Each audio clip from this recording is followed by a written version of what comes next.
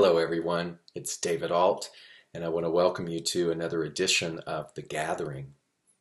I've been reflecting a lot lately of how to describe a spiritual life. And I've been questioning that and examining that because I've had such a great opportunity to interface with people at various stages of their development of their curiosity about spirituality, development in their willingness to examine their own awarenesses and opinions and even their domesticated beliefs, awareness around sort of being sick and tired of being sick and tired. So you start to meet people at all these various stages of a yearning, a personal yearning. And I think that a spiritual life is cultivated from that yearning. The yearning for wanting to know a deeper meaning about things, about our place in the world. And so I see a spiritual quest or a spiritual life as being one of deconstruction. It's beginning to consider that not everything is as it seems. That's huge. It's huge when we realize the impact that our physical senses play on our opinions, on the quality of thought and the noise within our human brain. It's interesting to learn how to perceive beyond appearances and to realize that a spiritual life is a door that welcomes us into recognizing that this physical plane of existence is not the whole package, that what we are a part of is something far greater than that we are not this physical body. This is not the totality of who we are. And yet we've crafted a life thinking that this is our identity. So it feels natural to think that everything centers around this identity. And not just this identity or this body, but everything that has happened to this identity and body. That somehow that is the sole composite of meaning. When this is like a visiting ship, an instrument, a vessel for us as a soul. And it's impossible to try and define what a soul is, particularly from the perspective of a body. But we can entertain the idea. We can contemplate and meditate on the fact that we are much more than this, and that much more is a soul. And that soul is an eternal journeyman that continues to go on these adventures. And this is just one finite little tiny piece of that adventure. That to me is the thrilling and the interesting and the sobering part of what a spiritual life is. And we all do it in our own way. There's no one way up the mountain. There is many paths, one mountain. And so whatever path that you are on is right and perfect for what the soul has brought forth for this body, this identity, to be on at this time. So instead of making it wrong, instead of lingering in a story or an allegiance to a wounding, we have the opportunity to pause. And that, to me, is a beautiful beginning point of re-examining what a spiritual life is. To be aware of spirituality is to be aware of that moment of pause where everything that has happened prior to that is just fodder for examination. It's not the identity of who and what I am. Spirituality says that all of that, yes, it has meaning and yes, it has value, but it in no way interprets fully or determines fully what you and I are capable of as a soul. Because our capability and our power rest within recognition. So it's important to not recognize yourself or silo yourself as being this body, but to recognize that there's much more going on. That to me is really important. That to me I think is necessary. And however it's taught is going to reach specific people. And sometimes what we find is that we have resonated to a particular way that that's been taught, and then that feels done. And then we might migrate to something that feels more expansive in the way that spirituality is taught.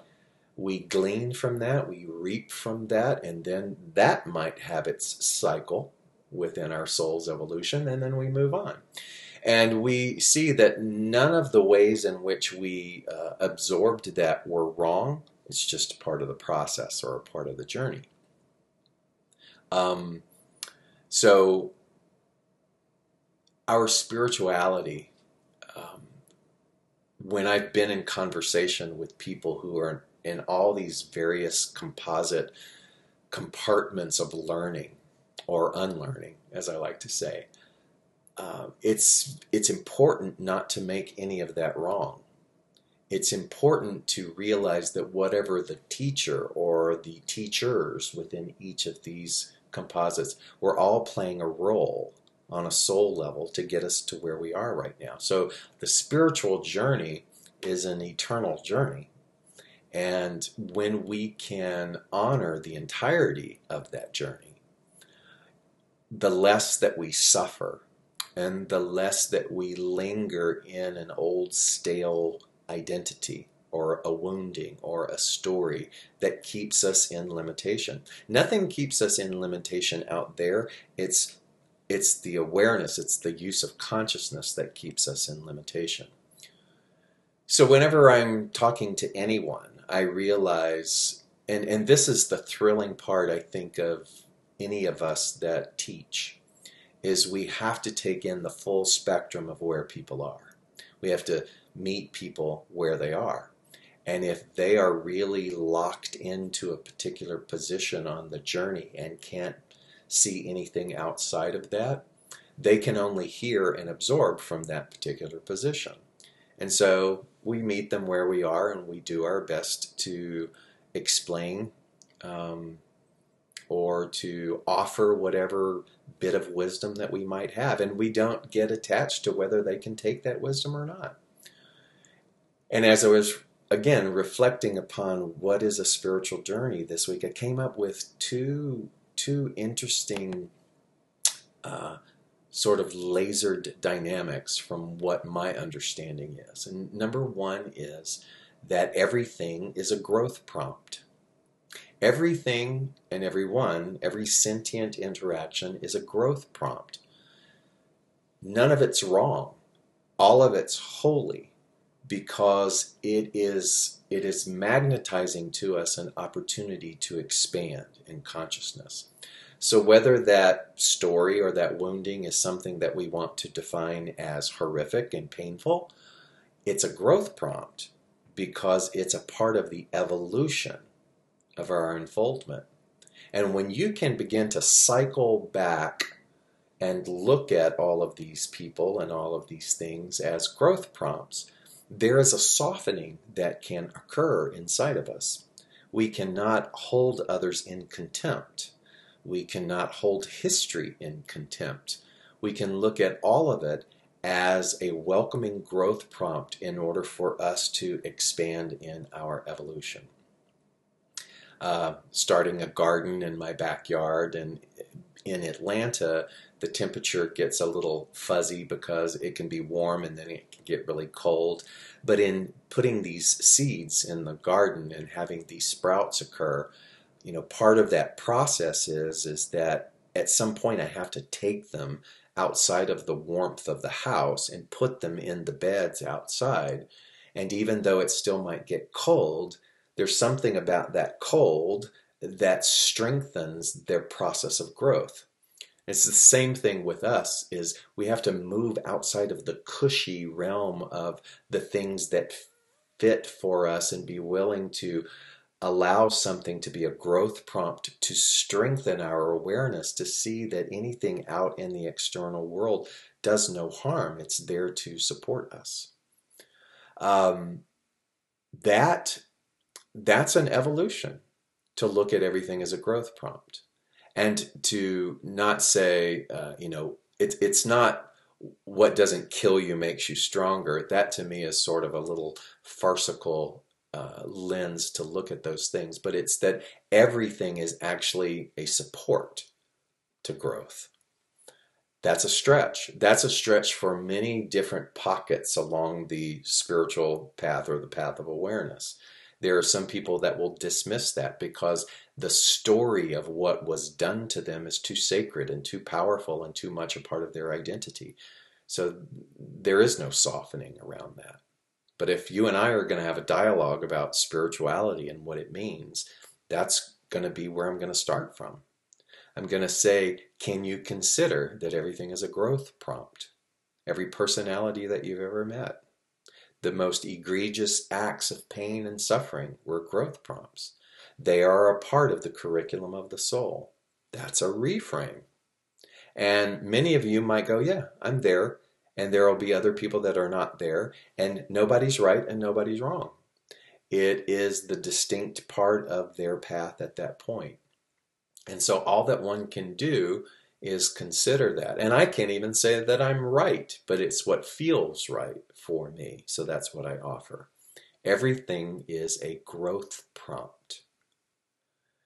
And there's nothing then to forgive other than our own misconceptions.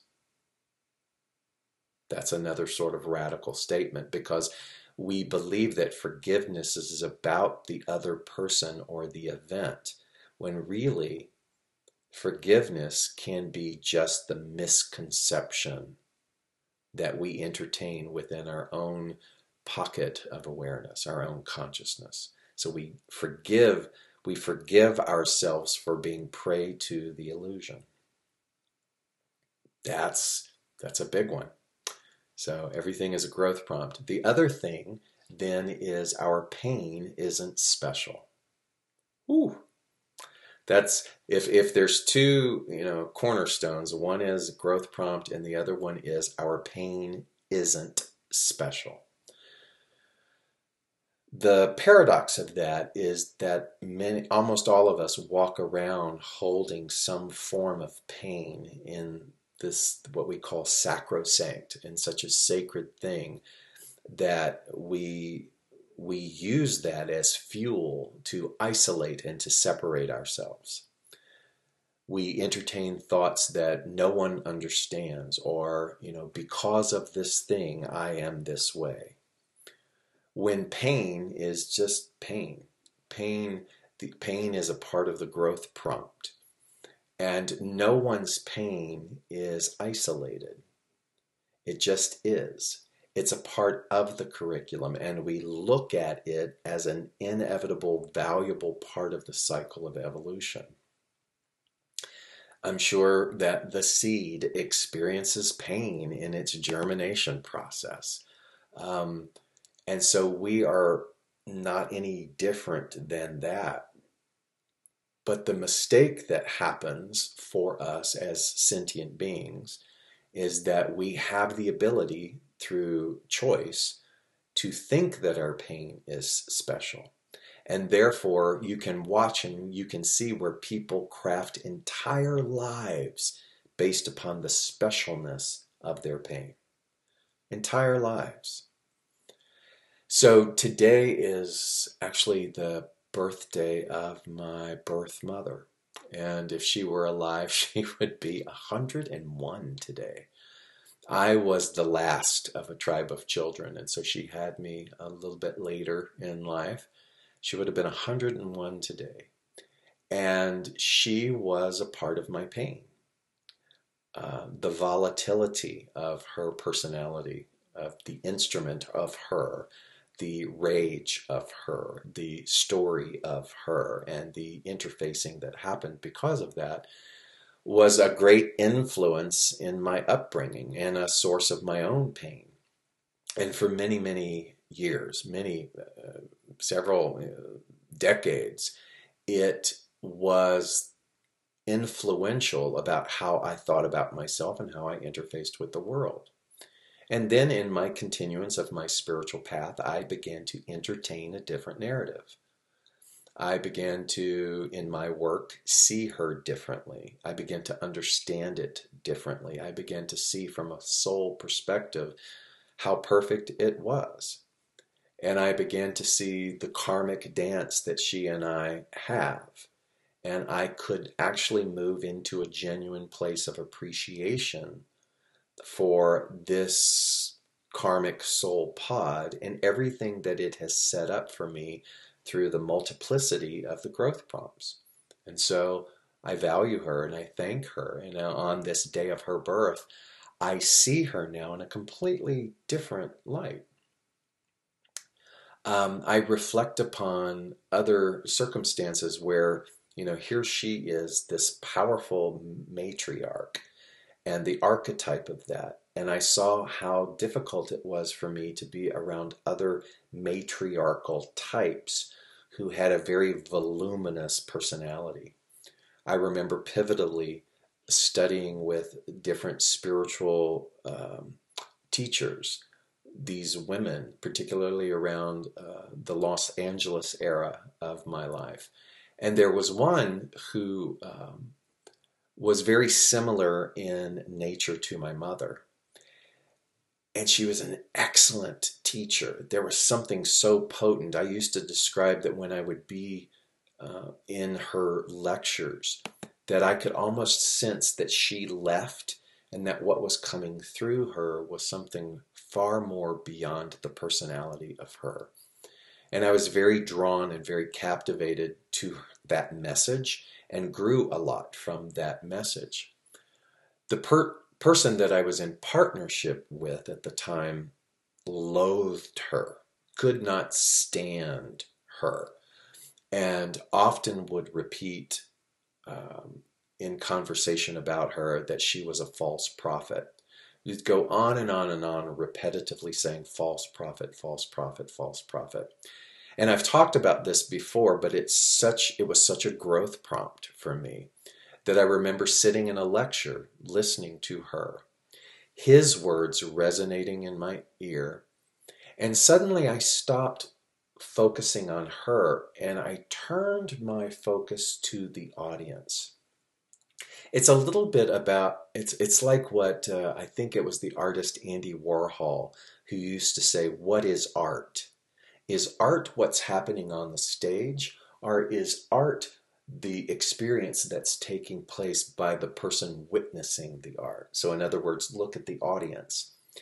And something organically prompted me to do that. I began to turn and look at the faces of the people to my right and to my left and around me as they were listening to this lecture. And you could visibly see in them this deep, moving wellspring of inspiration. You could see hope being birthed inside of them. You could see healing taking place. It was instantaneous, but it was profound. And in that re-examination of taking my focus off of the person and onto the audience, what is art? I realized that there is no such thing as a false prophet. That what was taking place in there was not isolated as being from her, but that as the instrument, what was of spirit or what was of divine spirituality of source was being used, and that takes place within anything. And if I was going to get stuck on identifying that vessel solely by their personality or the unhealed aspect of the carryover of my mother, then I would be missing out on the inspiration and I would dismiss that inspiration. And that to me is an amalgamation, I think, of the growth prompt in Our Pain Isn't Special. That anybody could come and sort of trigger old healed wounds within us. And we might then throw the entire baby out with the bathwater rather than realizing that everything is teaching us. Now, it doesn't mean that I have to follow or advocate or bow at the feet of this person, but I can appreciate the wisdom.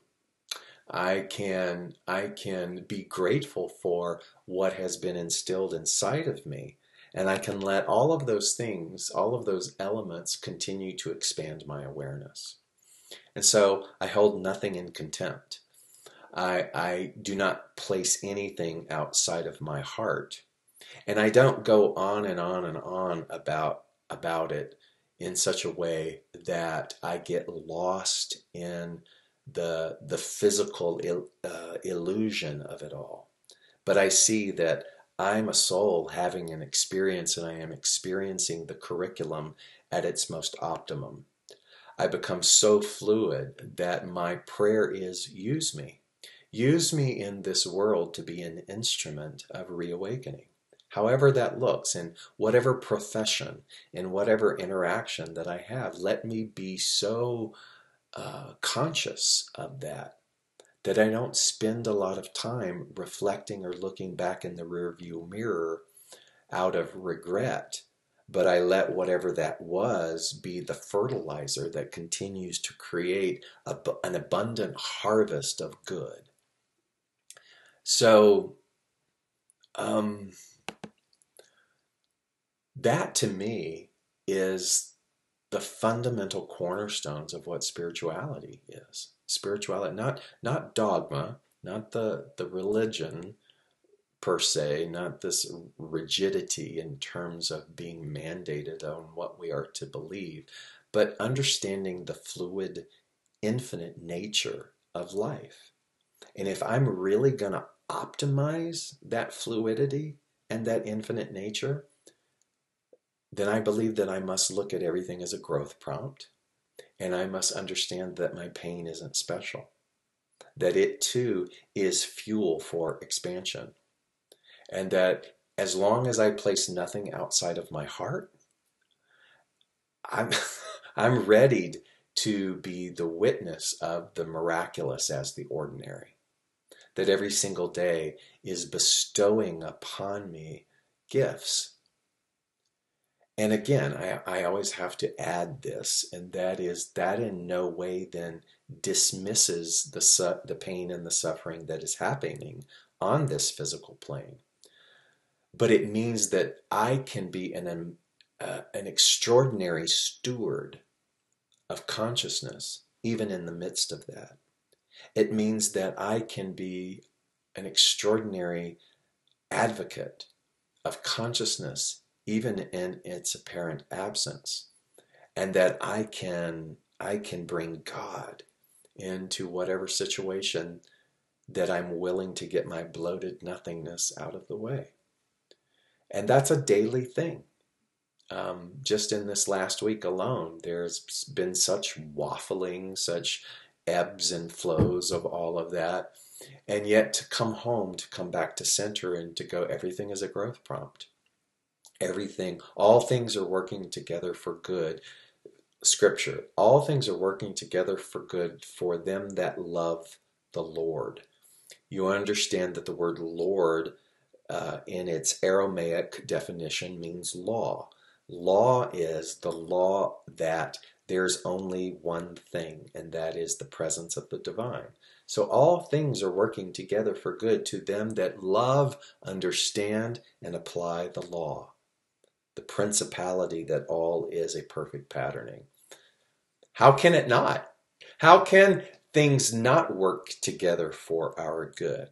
Yes, I understand that there is famine and hunger and war and disassociation and inequality, all of the things. And this week we've been extensively working on the development and now the installation of what will be WASH programs in villages and in slums within the nonprofit work of my foundation. and working with the Emory students and looking at all of this and taking in all of those things. And it feels overwhelming because it feels as though you're bringing water initiatives and sanitation and hygiene, and you have to stay on top of it, and you have to stay on top of it, and you have to find all of these ways. But when you merge that with a spiritual consciousness, then you start to not get so burnt out about apparent setbacks. And you understand that the only task at hand is to continue to surrender to that greater power and that greater truth.